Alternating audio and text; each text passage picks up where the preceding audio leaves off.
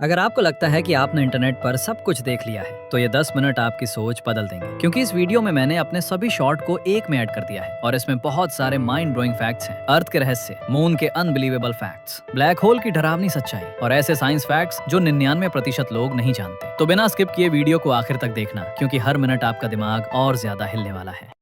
एक ऐसा समय जब न अर्थ था, न स्टार्स, न गैलेक्सीज, बस एक छोटा सा पॉइंट, इतना छोटा कि उसमें पूरा यूनिवर्स फिट हो सकता था। और फिर बूम! लगभग 13.8 बिलियन साल पहले हुआ बिग बैंग, जहां से स्पेस, टाइम और मैटर की शुरुआत हुई। शुरुआत में सब कुछ बहुत ज्यादा गर्म और डेंस था, फिर धीरे धीरे यूनिवर्स एक्सपैंड होने लगा और इसी एक्सपेंशन से बने एटम्स, स्टार्स, गैलेक्सीज और आखिर में हमारी अर्थ। लेकिन ट्विस्ट ये है, अगर सब कुछ बिग बैंग से हुआ तो बिग बैंग किससे हुआ? अपना आंसर कमेंट में बताओ। क्या टाइम ट्रेवल सिर्फ फिल्मों की कहानी है या सच में पॉसिबल है? एल्बर्ट आइंस्टाइन की थ्योरी ऑफ रिलेटिविटी बताती है कि टाइम कोई फिक्स चीज नहीं है। जैसे जैसे आपकी स्पीड बढ़ती है, आपके लिए टाइम स्लो होता जाता है। यानी अगर आप बहुत तेज चलें तो आपके लिए कुछ मिनट गुजरेंगे, लेकिन अर्थ पर घंटे या साल बीत सकते हैं। और ये सिर्फ इमेजिनेशन नहीं है, इसे कई एक्सपेरिमेंट्स में प्रूव किया जा चुका है। नासा के एस्ट्रोनॉट्स जब इंटरनेशनल स्पेस स्टेशन से लौटते हैं तो वे टेक्निकली फ्यूचर में कुछ माइक्रो सेकेंड्स आगे जा चुके होते हैं। सिर्फ स्पीड ही नहीं, ग्रेविटी भी टाइम को कंट्रोल करती है। जितनी ज्यादा ग्रेविटी उतना स्लो टाइम। ब्लैक होल के आसपास टाइम इतना स्लो हो सकता है कि बाहर की दुनिया बहुत तेजी से आगे बढ़ती हुई दिखे। फ्यूचर में ट्रेवल करना पॉसिबल है, लेकिन पास्ट में जाना अब भी साइंस के लिए एक अनसॉल्व्ड पजल है। जमीन के अंदर मिली सबसे अजीब चीजें।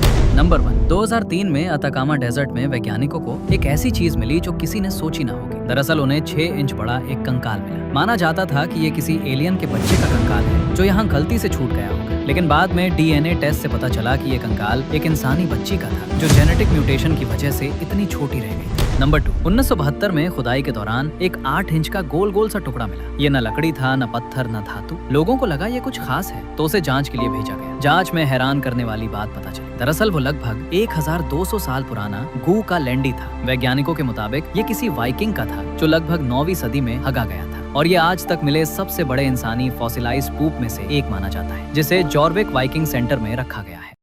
अभी टाइम ट्रेवल पॉसिबल तो नहीं, लेकिन पास देखना पॉसिबल है और तुम भी देख सकते हो। तो देखो, इस यूनिवर्स में सबसे ज्यादा स्पीड लाइट की है, 3 लाख किलोमीटर पर सेकेंड, और हम कोई भी चीज लाइट की मदद से ही देखते हैं। यानी अगर कोई चीज हमसे 3 लाख किलोमीटर दूर है तो वहाँ से लाइट को आने में 1 सेकेंड लगेगा, मतलब हम 1 सेकेंड पास देखेंगे।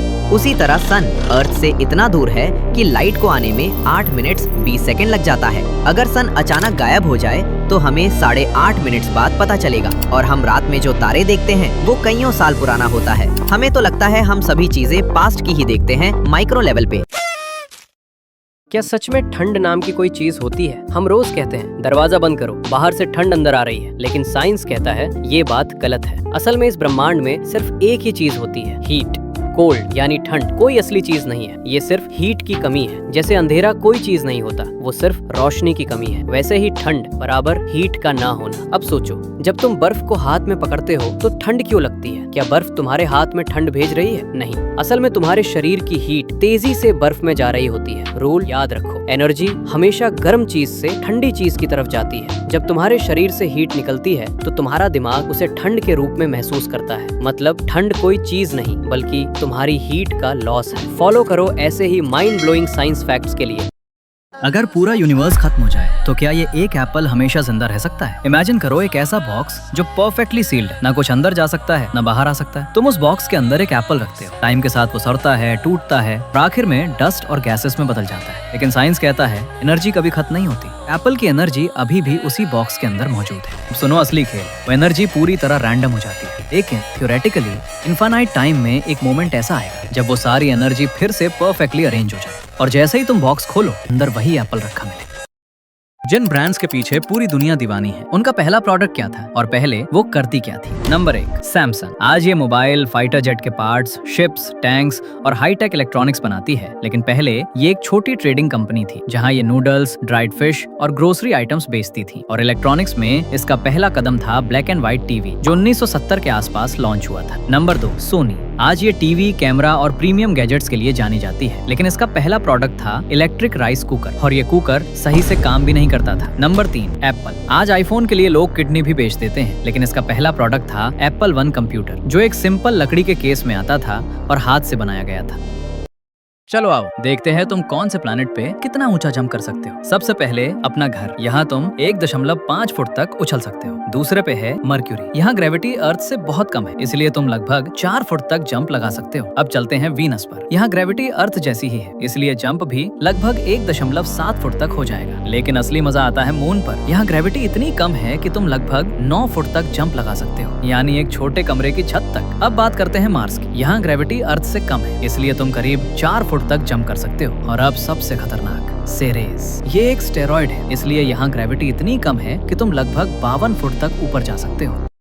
मैग्नेट आखिर सिर्फ आयरन जैसी कुछ ही मेटल्स को अट्रैक्ट क्यों करता है? प्लास्टिक, वुड या ग्लास कभी मैग्नेट से क्यों नहीं चिपकते? असल में हर चीज के अंदर एटम्स होते हैं और एटम्स के अंदर होते हैं इलेक्ट्रॉन्स। ये इलेक्ट्रॉन्स छोटे छोटे मैग्नेट्स की तरह बिहेव करते हैं, लेकिन ज्यादातर चीजों में ये सब अलग अलग डायरेक्शन में घूमते रहते हैं, जिससे उनका मैग्नेटिक इफेक्ट कैंसिल हो जाता है। लेकिन आयरन जैसे मेटल्स में एक खास चीज होती है जिन्हें कहा जाता है मैग्नेटिक डोमेन्स। ये डोमेन्स छोटे छोटे एरियाज होते हैं जो एक साथ लाइन में आ सकते हैं। जैसे ही मैग्नेट पास आता है, आयरन के अंदर के ये डोमेन्स एक ही डायरेक्शन में अलाइन होने लगते हैं और तभी आयरन मैग्नेट की तरफ खिंच जाता है। लेकिन प्लास्टिक, वुड या ग्लास में ऐसा अलाइनमेंट नहीं हो पाता, इसलिए मैग्नेट उन पर काम ही नहीं करता। कोरोना वायरस का दादाजी आए हैं। मैं ऐसा क्यों बोल रहा हूँ ये वीडियो के एंड में पता चलेगा। इस वायरस का नाम हंता वायरस है। अर्जेंटीना का एक जहाज में ये हंता वायरस का पहला केस निकला। ये वायरस चूहों से फैलता है और अगर किसी को हो जाए तो फीवर, बॉडी पेन जैसे फ्लू सिम्टम्स आते हैं और किडनी या लंग फेल होने से 1 से 2 हफ्ते के अंदर मौत हो जाती है। इस वायरस की एक अच्छी बात है कि ये एक इंसान से दूसरे इंसान में आसानी से नहीं फैलते, इसलिए अभी तक कुछ ही लोगों को ये हुआ है। और सबसे खतरनाक, अगर 100 लोग को कोरोना होता था तो इसमें 2 से 3 लोग ही मरते थे, लेकिन इससे 100 में 50 लोग मर सकते हैं। इसलिए तो मैंने बोला था। अगर हम अलग अलग प्लैनेट्स पे माचिस जलाने की कोशिश करें तो क्या हर जगह माचिस जल पाएगी? धरती पर तो ये बहुत आसान, माचिस रगड़ी और आग जल गई। लेकिन जैसे ही आप मार्स पर पहुंचोगे सारी कहानी बदल जाएगी, क्योंकि वहाँ की हवा में ऑक्सीजन लगभग ना के बराबर है, सिर्फ कार्बन डाइऑक्साइड है। मतलब आप कितनी भी कोशिश कर लो, माचिस में चिंगारी तक नहीं जलेगी। अब चलो वीनस पर, यहाँ इतना ज्यादा तापमान है कि माचिस जलाने की जरूरत ही नहीं पड़ेगी, वो खुद ही आग पकड़ लेगी। लेकिन वीनस का खतरनाक प्रेशर उसे कुछ ही सेकंड में खत्म भी कर देगा। अब सोचो अगर जुपिटर पर कोई माचिस जला दे और साथ में ऑक्सीजन भी ले जाए, तो वहाँ की गैसें इतनी खतरनाक रिएक्शन करेंगी कि एक विशाल फायर स्टॉर्म बन सकता है, जो आसपास की हर चीज को हीट और वेपर में बदल देगा। क्या आपने कभी सोचा है कि म्यूजियम में रखे जानवरों के इतने परफेक्ट स्केलेटन आखिर बनते कैसे हैं? क्योंकि अगर किसी जानवर का शरीर ऐसे ही छोड़ दिया जाए तो हड्डियां भी खराब हो सकती हैं। लेकिन नेचर के पास इसका भी एक खतरनाक सोल्यूशन मौजूद है। असल में इसके पीछे काम करते हैं छोटे छोटे बीटल्स, जिन्हें म्यूजियम क्लीनर भी कहा जाता है। जब कोई जानवर मर जाता है तो उसके शरीर को हजारों बीटल्स के बीच रखा जाता है। ये बीटल्स इतने एक्सपर्ट होते हैं कि ये सिर्फ फ्लैश और टिश्यूज को खाते हैं, लेकिन हड्डियों को बिल्कुल भी नुकसान नहीं पहुंचाते। धीरे धीरे ये शरीर के सारे मांस को साफ कर देते हैं और कुछ ही दिनों में बचता है सिर्फ एक परफेक्टली क्लीन स्केलेटन। और फिर यही स्केलेटन म्यूजियम में सजाया जाता है। इंसानी स्केलेटन कैसे बनाया जाता है, कमेंट में बताओ। ज्यादातर लोग ये नहीं समझते कि चांद असल में हमसे कितना दूर है। इसे समझने के लिए मान लीजिए अर्थ एक बास्केटबॉल है, तो इस हिसाब से मून सिर्फ एक टेनिस बॉल जितना होगा। अब सोचिए दोनों के बीच कितनी दूरी होनी चाहिए। अगर बास्केटबॉल यहाँ है तो इंटरनेशनल स्पेस स्टेशन यानी ISS लगभग यहीं पर होगा। अब थोड़ा और आगे बढ़ते हैं। इतनी दूरी पर आप बीच में 5 अर्थ फिट कर सकते हैं, फिर भी मून नहीं आया। अब इतनी दूरी पर 15 अर्थ फिट हो जाएंगे, लेकिन मून अभी भी उससे आगे है। असल में अर्थ और मून के बीच इतनी जगह है कि हमारे सोलर सिस्टम के लगभग सारे प्लैनेट्स बीच में फिट हो सकते हैं। क्योंकि मून की ऑर्बिट पूरी तरह गोल नहीं है, वो इलिप्स यानी अंडाकार है। जब मून अर्थ के सबसे पास होता है तब भी बीच में 29 अर्थ फिट हो सकती हैं, और जब सबसे दूर होता है तब 32 अर्थ फिट हो सकती हैं। मतलब अगर अर्थ एक बास्केटबॉल हो और मून एक टेनिस बॉल, और अगर आप उसे अपने हाथ में पकड़ना चाहें तो दोनों को सही डिस्टेंस पर रखने के लिए आपके हाथ लगभग 7.7 मीटर लंबे होने चाहिए। और सबसे शॉकिंग बात जानने के लिए पिन कमेंट चेक करो। एक धमाके ने साबित किया था कि पानी खुद एक एलिमेंट नहीं है। 1700 के दशक में साइंटिस्ट हेनरी कैवेंडिश एक अजीब एक्सपेरिमेंट कर रहे थे। उस समय लोगों को लगता था कि वाटर एक बेसिक एलिमेंट है जिसे और डिवाइड नहीं किया जा सकता, लेकिन कैवेंडिश को डाउट था। उन्होंने सबसे पहले एक बेहद फ्लेमेबल गैस कलेक्ट की, जिसे आज हम हाइड्रोजन कहते हैं। फिर उन्होंने ऑक्सीजन को भी एक सील्ड ग्लास कंटेनर में भरा। अब कंटेनर के अंदर हाइड्रोजन और ऑक्सीजन दोनों मौजूद थे। जैसे ही उन्होंने इलेक्ट्रिक स्पार्क जनरेट की, एक पावरफुल एक्सप्लोजन। लेकिन असली सरप्राइज ब्लास्ट के बाद मिला। जब कैवेंडिश ने ग्लास को ध्यान से देखा तो उसकी वॉल्स पर टाइनी वाटर ड्रॉपलेट्स बने हुए थे। मतलब एक्सप्लोजन के बाद कंटेनर के अंदर नया पानी क्रिएट हुआ था। यानी वाटर कोई सिंगल एलिमेंट नहीं, बल्कि हाइड्रोजन और ऑक्सीजन से बना कंपाउंड है।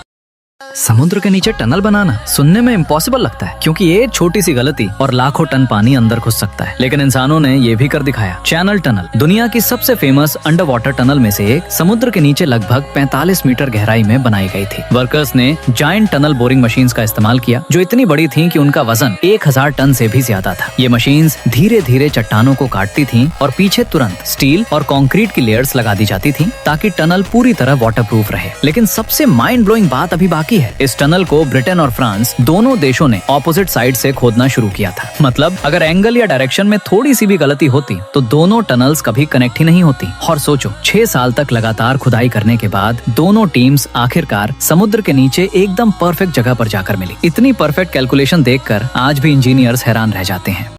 अगर पृथ्वी के आर पार एक गड्ढा खोदकर उसमें कूद जाओ तो क्या होगा? जैसे ही तुम कूदोगे, ग्रेविटी तुम्हें नीचे की तरफ खींचना शुरू कर देगी और हर सेकंड तुम्हारी स्पीड बढ़ती जाएगी, इतनी ज्यादा कि कुछ ही मिनटों में गोली से भी तेज चल रहे होगे। और जैसे जैसे तुम अर्थ के सेंटर के पास पहुंचोगे, तुम्हें नीचे खींचने वाली ताकत कम होने लगेगी और सेंटर पर ग्रेविटी हर दिशा से बराबर हो जाएगी। लेकिन तुम रुकोगे नहीं, क्योंकि तुम इतनी तेजी से गिर रहे होगे कि सीधे सेंटर को पार करके दूसरी तरफ निकलने लगोगे। फिर धीरे धीरे तुम्हारी स्पीड कम होगी और अर्थ की दूसरी साइड पहुंचकर तुम एक पल के लिए रुक जाओगे। लेकिन फिर ग्रेविटी तुम्हें वापस खींच लेगी और तुम ऐसे ही आगे पीछे झूलते रहोगे, एक इंसानी पेंडुलम की तरह। लेकिन ऐसा होगा नहीं, क्योंकि धरती के आर पार होल करना ही इम्पॉसिबल है।